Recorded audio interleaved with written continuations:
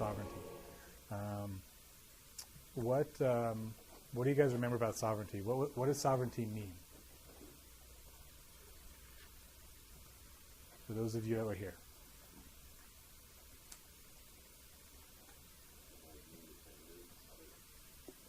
It carried the idea of independence. What does it mean to be sovereign? This is a big deal. Good. Everything's in your control, but even more than that, you can carry it out. You have the right and the ability of self-determination. You can decide what comes next. You can decide what should happen. You can decree what should take place next. So it carries the idea of independence, because if you're not independent, then you're not sovereign, right? And it carries the idea of control, because if you can't control it, again, you're not sovereign. You can go ahead and talk. That's like me telling the wind to blow the other direction and then watching the effects. It really doesn't do much, right?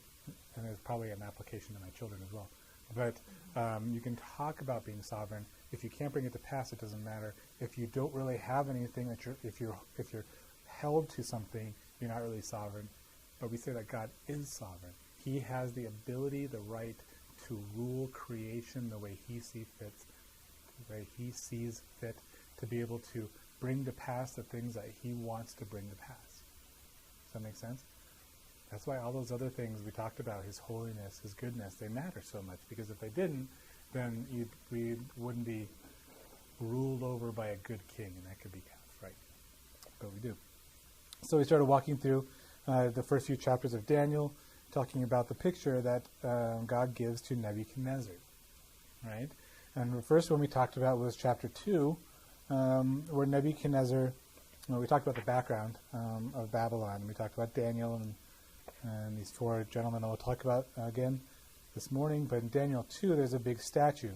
And the head of the statue was made of gold. And do you remember what the head of the statue was? Babylon. Right? It was King Nebuchadnezzar, his kingdom. It was the kingdom of kingdoms, however you want to measure it. And then it proceeded, and they were all different kingdoms of the earth. And ultimately, it was destroyed by a rock made without hands. Now, what does that represent? Do you remember?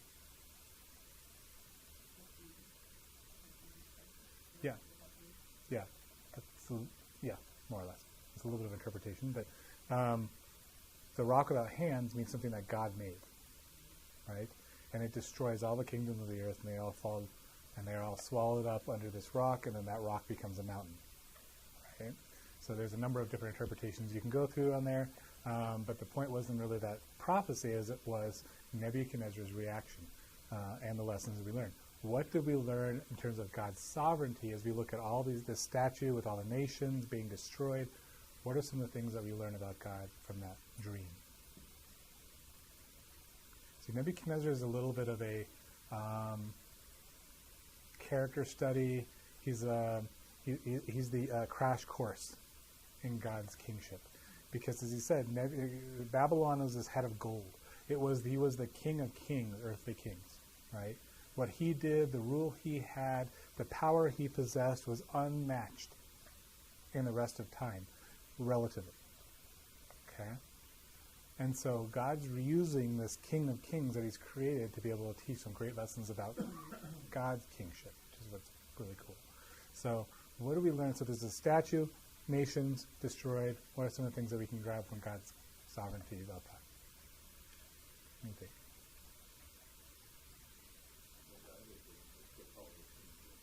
Good. So does any king really have authority of his own? No, it's all delegated. God puts in place, and He will also dethrone when the time comes. Right? He always has. Whether it was Israel, whether it was anyone in Genesis, the judges, all that kind of stuff that comes up, all the way through our time. Right? It is His will to do as He will with the kings of the earth. What else? Who ultimately wins? The rock made without hands will destroy all the earthly nations and take over. So God will rule, and he does rule over all the nations of the earth. All right, so then we moved on to chapter 2, because at the end, all we saw was Nebuchadnezzar saying, wow, that's pretty impressive. Your God is impressive. He can reveal secrets. So yeah, he was right. I mean, God is impressive. He can do some things that Nebuchadnezzar can't. So then we moved into chapter 3, and we saw that the whole head of gold thing apparently went to Nebuchadnezzar's mind, and so he builds a big statue that may or may not look like a bunny. We don't really know. That's up to interpretation. But he tells everyone that they should worship it. And that kind of makes sense, right? If he's the head of gold and he's the king of kings, then we should all worship. I'm sure that made some weird sense in his mind. But Shadrach, Meshach, and Abednego, or Hananiah, Azariah, Mishael, refused to do so. And so they're cast into the fire, into the furnace, where they see 4 people in the furnace, 3 people come out. The 3 boys aren't touched. Okay? So what does that tell us a little bit about God? A little bit different lesson. They were supposed to worship. They didn't.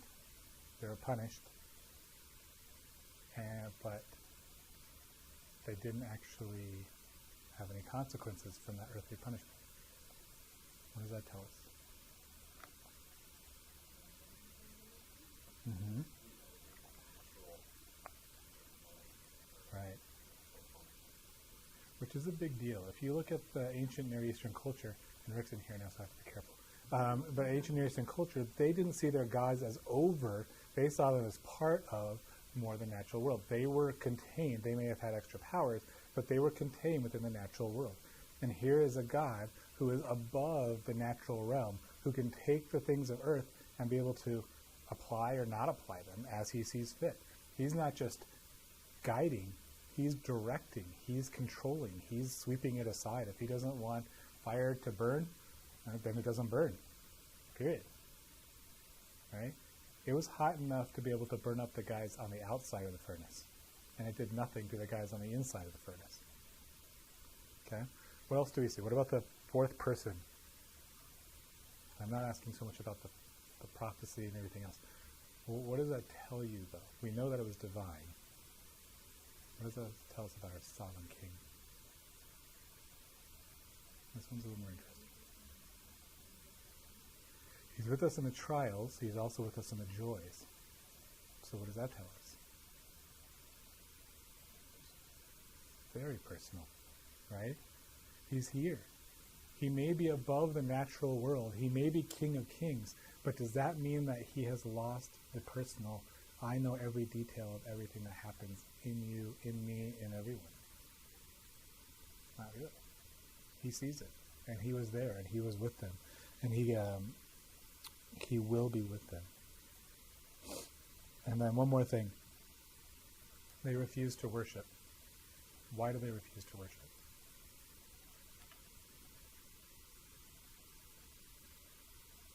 It's not that hard. Right. Because God said that he alone will be worshipped. And this went beyond proper reverence for the king, because he is an authority and he deserves reverence based on where God has placed him. But this went beyond it. This was worshiping him as if he was a god. And they said, we won't do that because there's no other gods but ours. So when God says that, he takes that seriously. And he will honor that when it happens. All right? All right, so now we're going to, we ended with this then. Nebuchadnezzar saying, therefore I make a decree that any people, nation, or language that speaks anything amiss against the God of Shadrach, Meshach, and Abednego shall be cut in pieces, their houses shall be made into an ash heap, because there is no other God who can deliver like this. And that sounds pretty good. But what's the problem?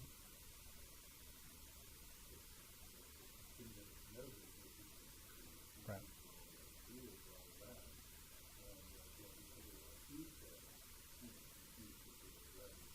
Right. Right. So Nebuchadnezzar still considers him to be maybe a little bit more than equal, maybe. There's no other God that can deliver like this. Not there's no other God, period.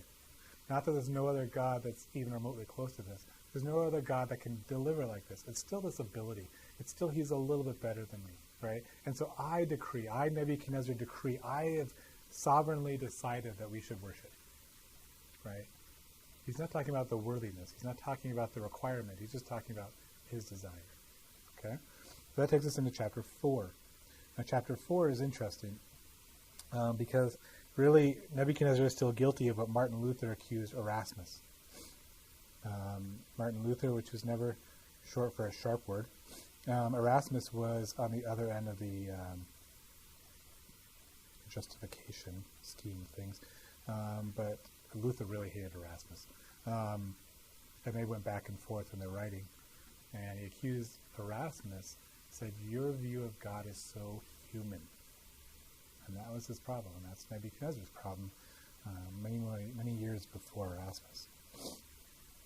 So in chapter 4, we see Nebuchadnezzar, and this chapter is very different from the last 3, because it starts off like this. I thought it good to declare the signs and wonders that the Most High God has worked for me. How great are his signs and how mighty his wonders. His kingdom is an everlasting kingdom, and his dominion is from generation to generation. Now, guess who writes that? Nebuchadnezzar. Now, that's pretty different language than I decree that everyone will be made into an ash heap. This is how great are his signs, how mighty his wonders. His kingdom is an everlasting kingdom, and his dominion is from generation to generation. There's a distinct lack of the term I or me in any of those sentences or any of these things, okay? So he all of a sudden has changed. His mindset is completely different. And he's going to tell us a little bit why, okay? He has a dream again. Daniel interprets the dream again. And this is what Daniel finishes with. This decision is by the decree of the watchers and the sentence of the word of the holy ones, in order that the living may know that the Most High rules in the kingdom of men, gives it to whomever he will, and sets it over the lowest of men. So this is the interpretation, O king, and this is the decree of the Most High, which has come upon my Lord. They shall drive you from men, your dwelling shall be with the beasts of the field, and they shall make you eat grass. So Nebuchadnezzar is not going to have a good time. Daniel tries to implore him, break off your sins by being righteous and your iniquities by showing mercy to the poor. Perhaps there may be a lengthening of your prosperity, because perhaps you'll change the situation, and perhaps you won't need to be corrected and punished. Unfortunately, what actually ends up happening is Nebuchadnezzar, in a year's time, is walking around at the end of the 12 months. Nebuchadnezzar is walking about in the royal palace. The king spoke, is not this great Babylon that I have built for a royal dwelling by my mighty power and for the honor of my majesty? There's that I, me, my terms coming up, and guess what happens? He's literally made insane. He runs into the field. He starts eating grass. His hair starts to grow out. He basically abdicates his throne, and he's made into an animal. He's acting like an animal for 7 years. I mean, how weird is that, to be looking around and here's the cows and the wildebeest or whatever it is walking around, and right in the middle of them is Nebuchadnezzar on all fours eating grass. And every time you try to approach him, he probably takes off running like a wild animal. Something's totally messed up. Okay? Now this makes sense, because we already saw him take the flames of fire and totally deny all the laws of physics. So now we can also decide that he can change biology like that, because he rewired Nebuchadnezzar's brain in the drop of a hat. Now at the end of 7 years, though, God is gracious, and in the same way, he changes his brain back to normal. And he comes back, and he says, this is Nebuchadnezzar's testimony. And at the end of time, I, Nebuchadnezzar, lifted up my eyes to heaven, and my understanding returned to me. And I blessed the Most High, and praised and honored him who lives forever. For his dominion is an everlasting dominion, and his kingdom is from generation to generation. All the inhabitants of the earth are reputed as nothing. He does according to his will in the army of heaven and among the inhabitants of the earth. No one can restrain his hand or say to him, what have you done? At the same time, my reason returned to me, and for the glory of my kingdom, my honor and splendor returned to me. My counselors and nobles resorted to me. I was restored to my kingdom, and excellent majesty was added to me. Now I, Nebuchadnezzar, praise and extol the honor the kingdom, the King of heaven, all of whose works are truth and his ways justice, and those who walk in pride he is able to put down. Now that's pretty dramatically different than he can tell secrets, and no one can deliver like him. Look at the terms he's using. I extol him and honor him. His dominion is from everlasting. The people are reputed as nothing.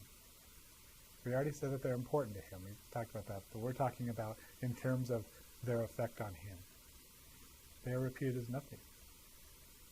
It's not a problem for him to bring to pass what he wants to bring to pass. And nothing will get in his way. Okay? So, we have a few things that we want to learn. Okay? First, God's sovereignty. We already talked about this. It's inherent. Okay? What does that mean? What does inherent mean? He didn't obtain it. It is his by his character. Now, what else does that mean in terms of, as we're looking at him? We read the story by Nebuchadnezzar. We get excited by the fact that Nebuchadnezzar actually figured it out. We sit in our churches, we talk about worship, God wants worship, things like that. That's all fine and good. What does the fact that he's a king inherently impact in terms of our worship, in terms of our recognition?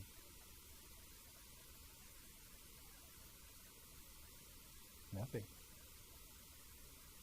Does our recognition of God make him any more glorious? Any less glorious? Does it make him any less of a king? Does his rule in any way change because we recognize it? Because our worship is there. If we don't worship, does that make God any less than he is? Do you see what this means? He is still king. And Nebuchadnezzar kind of figured that out. It wasn't about Nebuchadnezzar's recognition of him as king that made him king. He was king, and Nebuchadnezzar had to figure that out. That's a very different mindset, and it's one we all have to come to terms with. We are not king. He is. We are not morally neutral. We are set against him, and we have to recognize him for who he is. His rule is absolute. Now, his dominion is from everlasting to everlasting. What does that mean? And from generation to generation. And this was a big deal for Nebuchadnezzar to figure this out.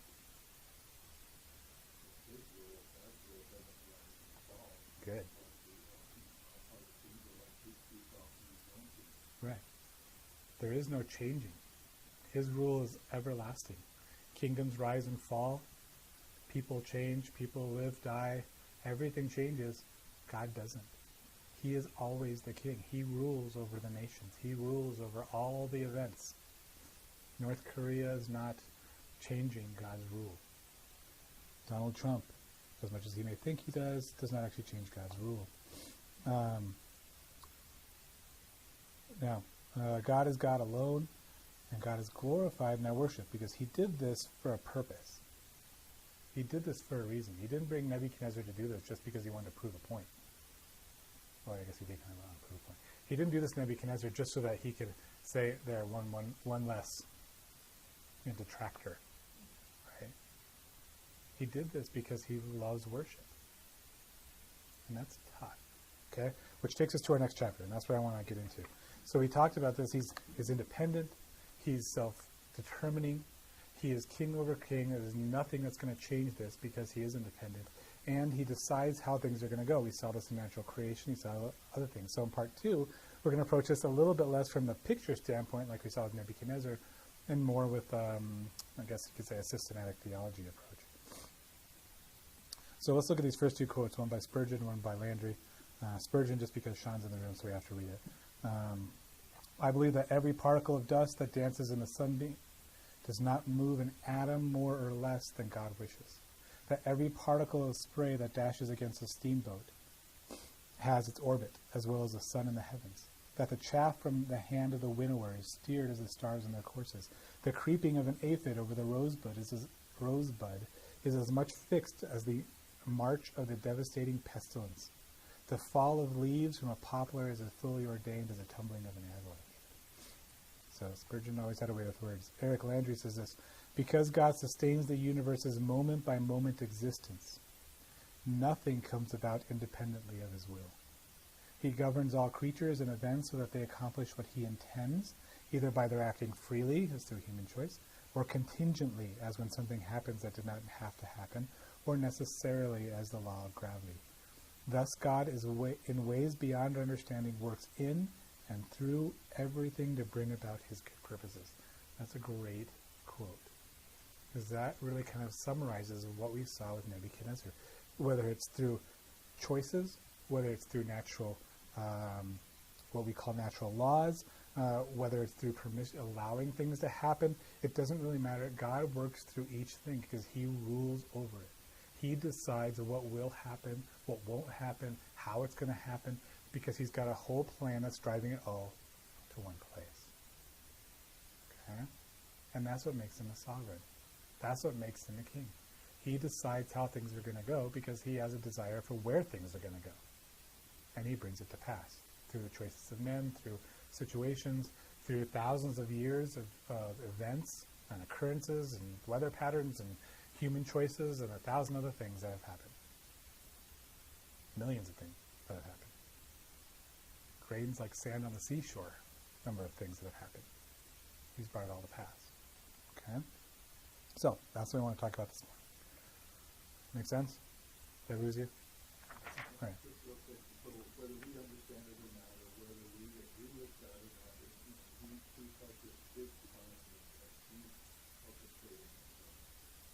So we don't think that this is certain flooded or people do certain things and that it doesn't matter the way that he's explained it. But God is still working this big plan. Let's talk about that. Let's wrestle with some of these things. First, how far does his dominion reach? Okay. The book has a fairly large footnote, which you're welcome to read through all those different passages, but we'll take a few just to set the stage. First, natural and weather events. Coming from Psalm 147. He scatters the frost like ashes. He casts out hail like morsels. He causes the wind to blow. He sends out his word and he melts all the snow. Now, I have to admit, I don't really look at the pattern that the hail comes down in, right? You know, sometimes you look out the window and you see the hail coming sideways or the rain coming sideways because of the wind.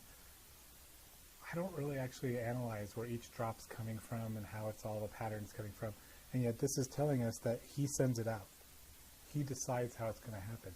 Every last detail, the weather, how it snows, where it snows, how much it snows, what each snowflake looks like is all coming from his sovereign hand. He is in control of all the natural events. What happened in Houston was not a surprise to God. Okay? Animals. Daniel 6, lion's den. What happened to the lions? And we saw this with the biology thing with Nebuchadnezzar. He rules over everything. He can stop the animal from doing what it naturally would do. Right? Just like he changed Nebuchadnezzar's brain in an instant. Conception. Yes, we talk about how it all works, and we talk about how there's this from the man and this from the woman, and they join, and there's chromosomes and genes, and they share, and we go through all the different chromosomal patterns, and we're mapping the DNA sequence. Here's the big secret. It doesn't happen without a miracle. It's still miraculous. He can decide whether this baby is, any baby, is conceived or not. And then random chance, that's another great one. Proverbs 16, the lot is cast into the lap, but its every decision is from the Lord. Okay? The things that we think we don't have any control over. The things that are coincidences, the things that just happen, don't just happen. Yeah, they look like it from our perspective, and in a lot of cases we have no control over them, but God does. And so he brings to pass everything. Right? When you roll the dice because you're playing Monopoly and you're ready to take over Park Place, Park Place, anyway. And you roll the dice and you get the double sixes that send you straight to jail, that's not a surprise. For some of us, it's a regular occurrence. God does not let us win in Monopoly. Not since I was a little kid. I hate Monopoly. That's not surprising to God. He knows exactly what that roll is. He knew you were going to roll it. He knows exactly what he wants to happen. Okay? All these things, natural weather, and the reason these are picked are things that are seemingly out of our control. We're not even talking about things that he intervenes and steers our minds or teaches us a lesson. These are things that we feel often are out of our control.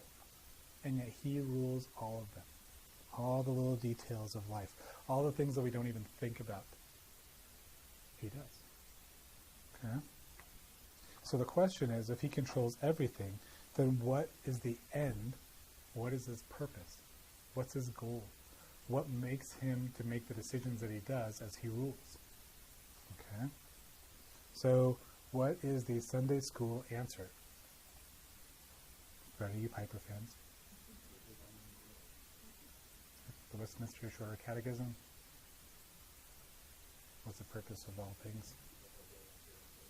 To glorify God and to enjoy him forever. The Westminster Catechism came in 1500s? 1600s. So that quote you had is actually only a few hundred years old. But it's the summarization of a series of scriptures. Okay? Things like this in 1 Chronicles 29. Yours, O Lord, is the greatness, the power, and the glory, the victory and the majesty. For all that is in heaven and earth is yours. Yours is the kingdom, O Lord, and you are exalted as head over all. So what does that mean? Let's read it again. Yours, O Lord, is the greatness, the power, and the glory, the victory, and the majesty. What's the chronicler trying to say?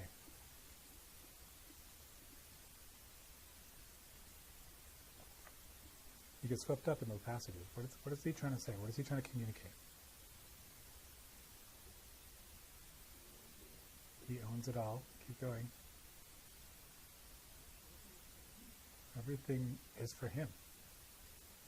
He deserves everything. He owns everything.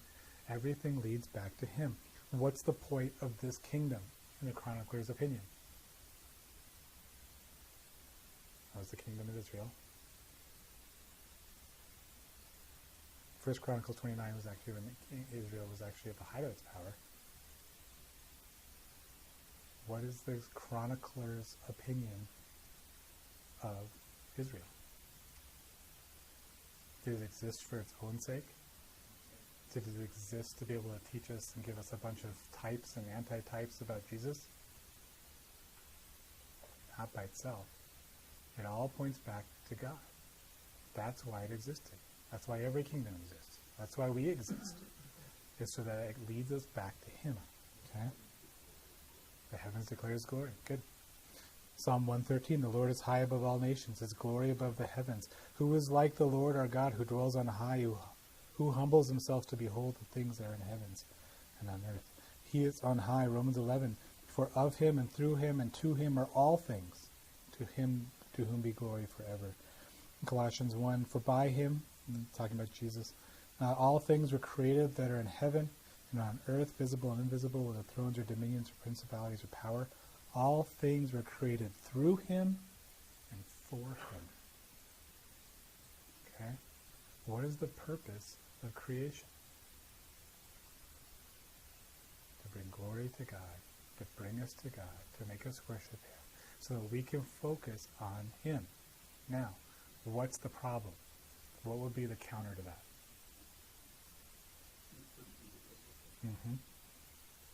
Right? Kind of selfish, don't you think? I mean, granted, Usain Bolt, after he wins his races, grabs a Jamaica flag and then runs at least 2 more laps. That's 8 times longer than he just ran. He spends celebrating. going around talking about how fast he is, he's the fastest man, he's so great. And I would call it egotistical. Right? So why isn't it egotistical for God to say, everything leads back to me? Mine is the glory. Mine is the majesty.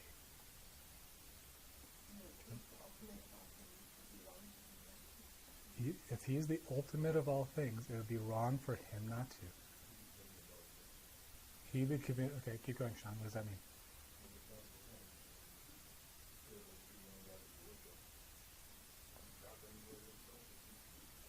Right.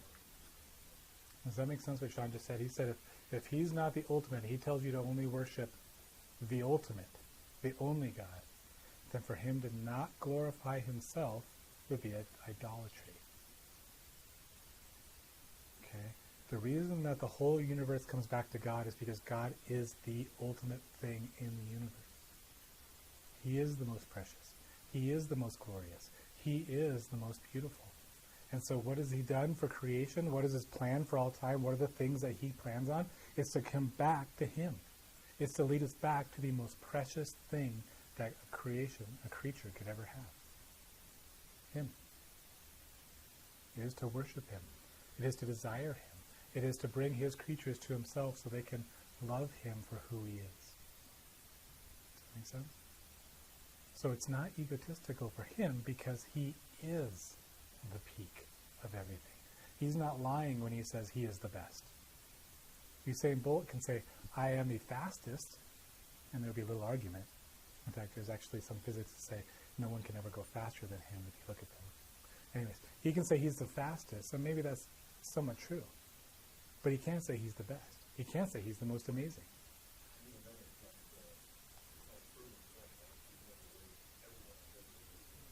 True. Right, there's nothing. He is at the peak and there is no other.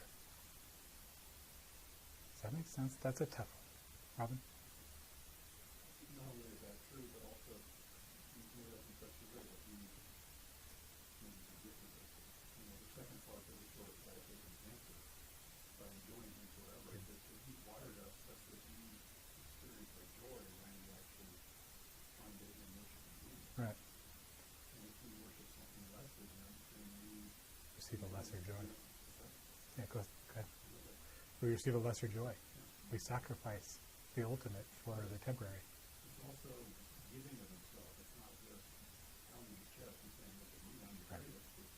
And when you experience me, that's when you have your deepest, most satisfying experience. Exactly.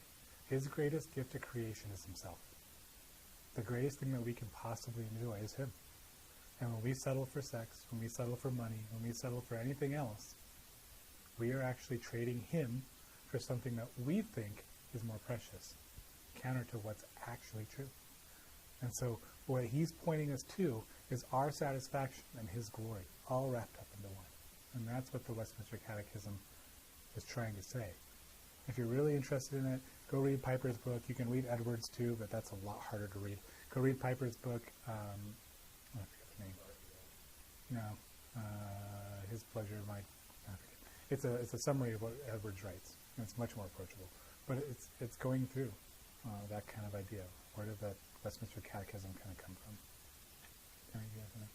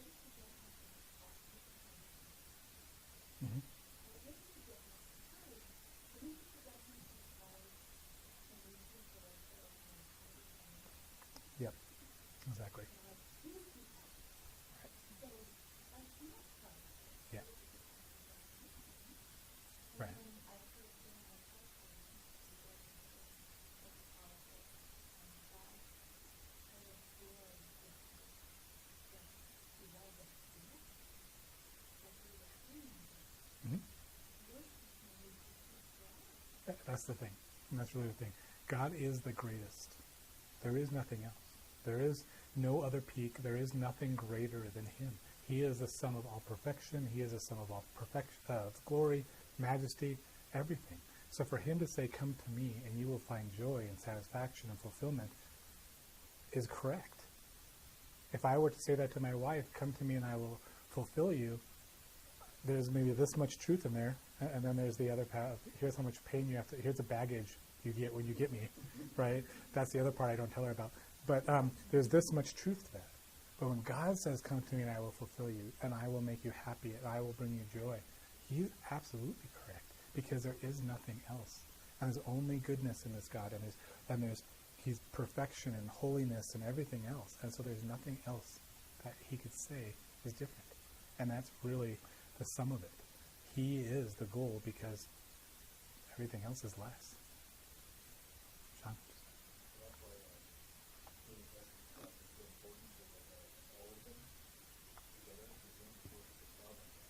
Right.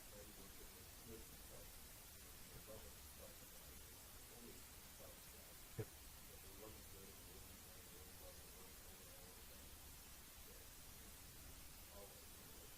Yeah. Yeah.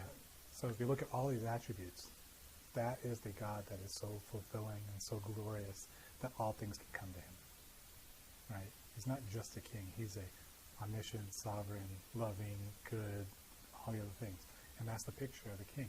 And that should reinforce why we should want to come to him. It really should. I mean, there's nothing in this God that should make us not want to come to him. It's going to bring us to our next question in a second. Robin, you guys know? Thanks. That's it. Right.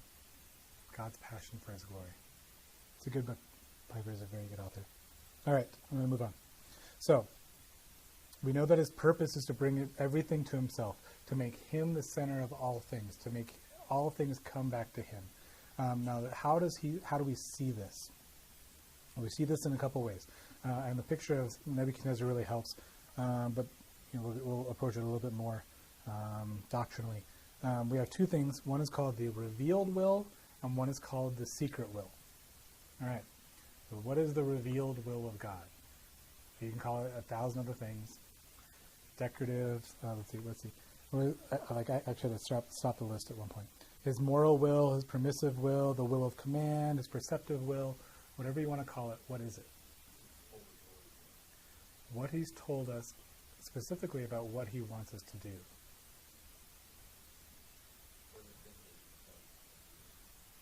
Right. So the revealed will of God is the things that he wants us to bring to pass, the things that he would like to see happen, the things that he has decreed we should do. Does that make sense? That's the revealed will of God. We see this in Matthew 7, the secret things belong to the Lord. It's Deuteronomy. But those things which are revealed belong to us and our children forever, that we may do all the words of this law. And in Matthew 7, not everyone who says to me, Lord, Lord, shall enter the kingdom of heaven, but he who does the will of my Father in heaven. So we know that God has expectations of man. Here's certain things that he wants to do. He wants us to do. He wants to bring to pass. Here's the things that he would like to see. Okay? Remember, we've already talked about this. God is not some stoic calculator where I do this and he does this. And it's not a computer program that just kind of reacts to certain things. He is a person. He has desires. He has emotions. And these are imperfect terms, but we've seen him, that there is a care. That this is a real person with a real personality and emotions. That's who God is. And so he has this will that says, here's the things that I desire, that I like, that I want to see. They are holy things. They're good things. They're just things. And they're things that we are to carry out. Make sense? We are things that we are to do. Then there's the secret will. What is a secret will? What makes it secret? We don't know it. What is a secret will?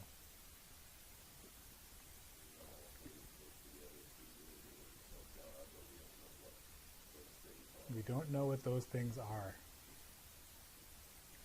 Okay, the secret will of God, and this is what's harder. The secret will of God is what actually comes to pass. Right? James, come now you who say, today or tomorrow we will go to such and such a city, spend a year there, buy and sell, and make a profit. That's great. You can modernize that term pretty easily. Come you who say you're going to go to work tomorrow, grab some lunch with a buddy, and then come home and play Madden 17. Right? Come you who think you're going to go to school, and then you're going to go to soccer practice, and then you're going to come home, grab dinner before chatting with a friend on FaceTime. You who think you're going to wake up, and I'm going to feed my kid at 7 o'clock, and then I'm going to take him to the park. You who think that you're going to be able to go visit so-and-so, and then I'm going to go to my prayer group, and I'm going to go to my Bible study. The idea is, here's your plan. Here's what you want to do. Here's the things that you have, maybe for good reason, think that's going to take place tomorrow. That's what James is talking about. He says, whereas you do not know what will happen tomorrow.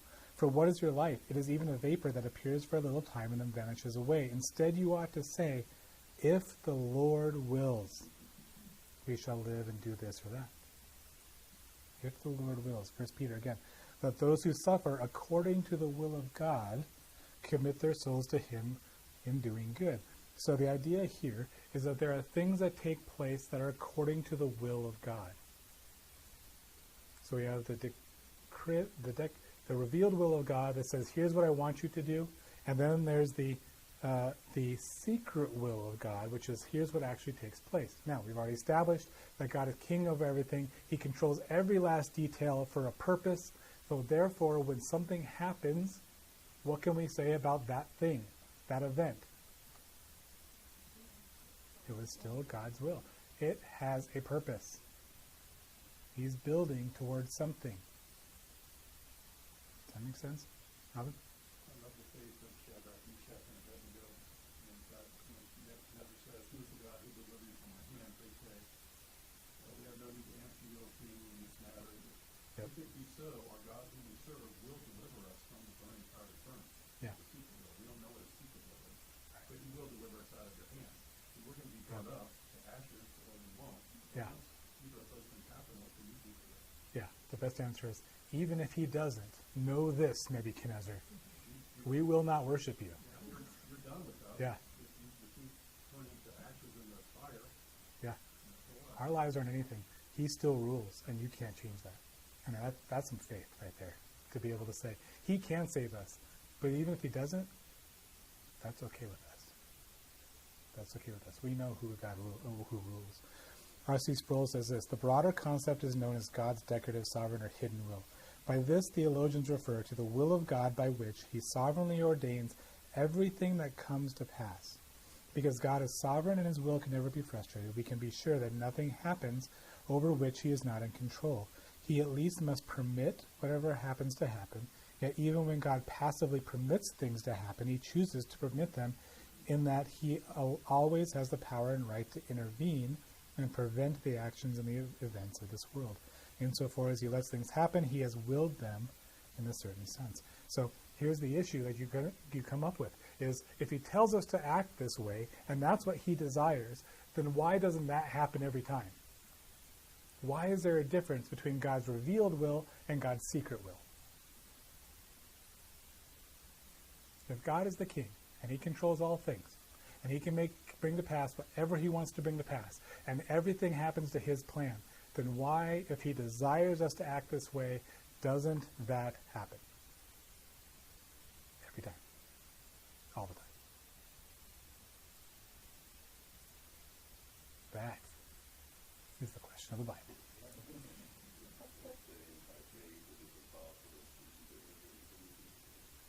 It is impossible to please him. That's a little bit different, but yeah, that sets us up. What do you think?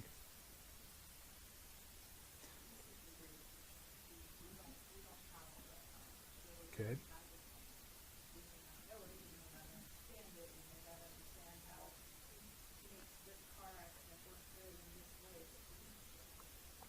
Good. Okay, that's a good answer. So that's on the right track, right? He's sovereign over both. Okay, so here's a term that Ken taught me a long time ago. God doesn't always will that which he desires, but he always desires that which he wills. That one's a tough one. Okay, anytime I flip it like that, it's always a little bit, it sounds cooler than it really is, right? He doesn't always will that which he desires, but he always desires that which he wills. So does God ever, let me ask you this, is God ever frustrated at the way things have turned out? Israel, thousands of years we talked, and look what happened to you. Abraham, 3 chapters I've spent declaring the promises to you, and what did you do? Peter, you walked with God for 3 years, and what happened to you? Is God ever frustrated? That's an important question to answer. Wasn't he frustrated when he said to Moses that just let me destroy the people and I will bring about a new seed through you? He and he uses terms like, I repent of making man. Yeah. Mm-hmm. Mm-hmm. Right. Yep.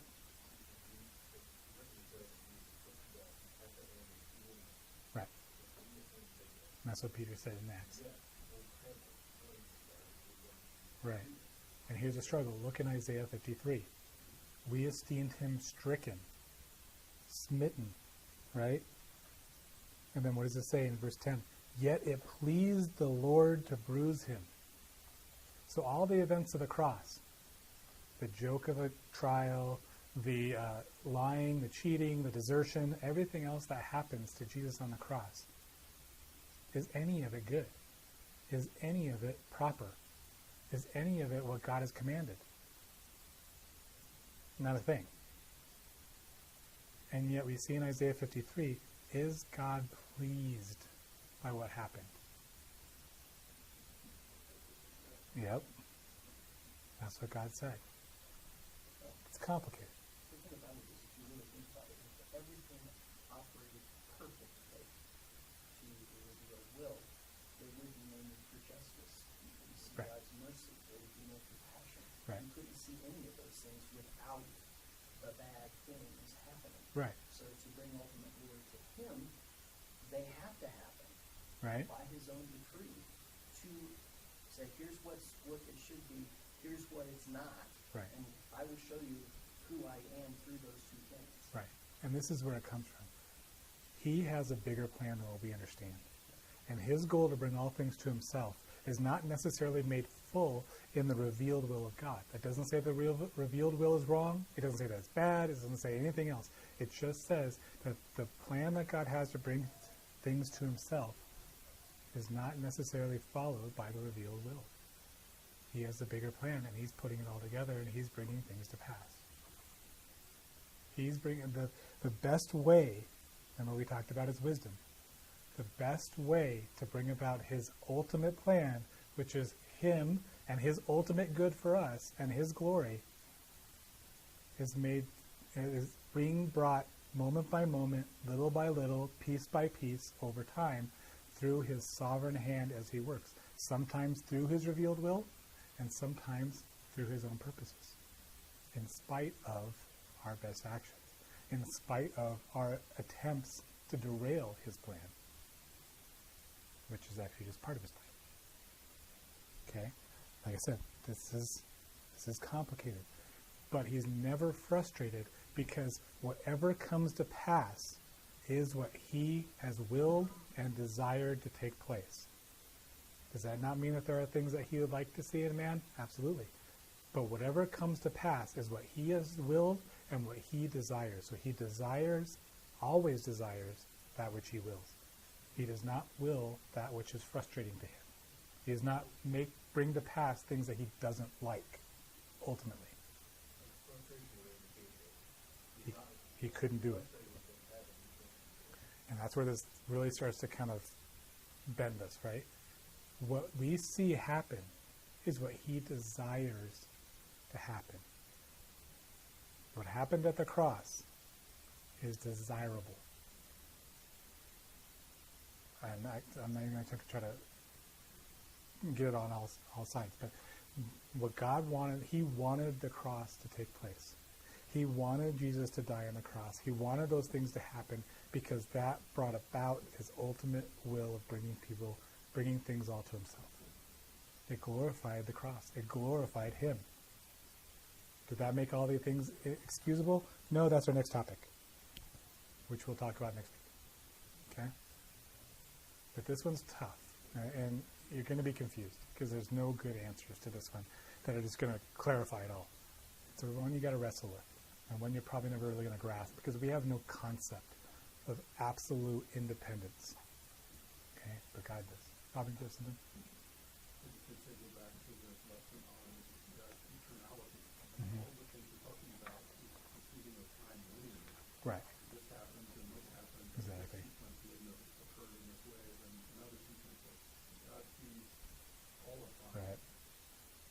If things could have been better, he would have made them better. I mean, Right. go back to his wisdom too.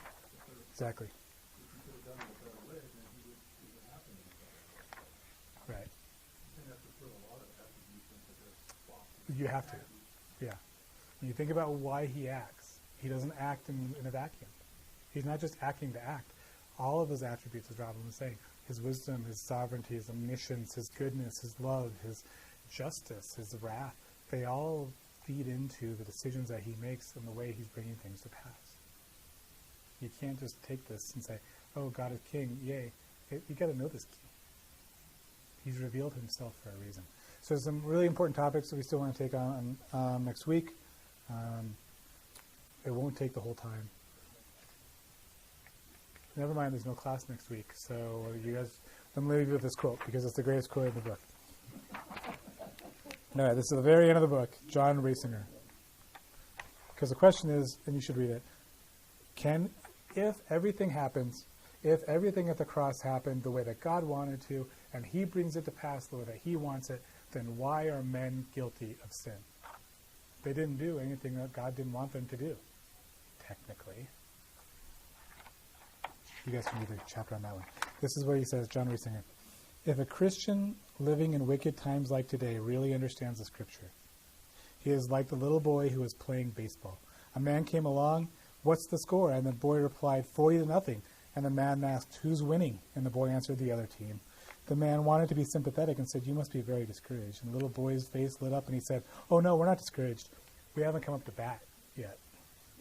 That's awesome. That is awesome. Now, if you're playing cricket, that's exactly the way it is. But in baseball, you take turns, right? So he's down 40-0. He's got no hope, it seems like, and yet he's not discouraged because he hasn't come to bat. And as long as they can come to bat, there's always a chance, right? So he says the Christian doesn't look at newspaper headlines. He doesn't look at the odds or the experts. He's not impressed with either the doomsayer or the false prophet. The child of God with a clear understanding of the Scripture looks to the sovereign God clearly revealed in that Scripture. A knowledgeable believer knows that he is on the winning team regardless of what the world's scoreboard says. He knows that Jesus Christ is Lord regardless of what is taking place either in the world or in his personal life. He is confident that everything will, in the end, be for his own good as well as for the glory of God. It may look like we're down 40-0, and yet we're still going to win because God's going to win. That rock cut without hands will win. It will take over. And while we can't get all the microscopic details, and there's things that are confusing to God, or to us, that are known to God, they're all going to work out because he is in control. And he's good, and he's sovereign, and he's wise, and he's beautiful, and all things come to him. So as we go into worship, that's what we have to keep in mind this morning. Thanks.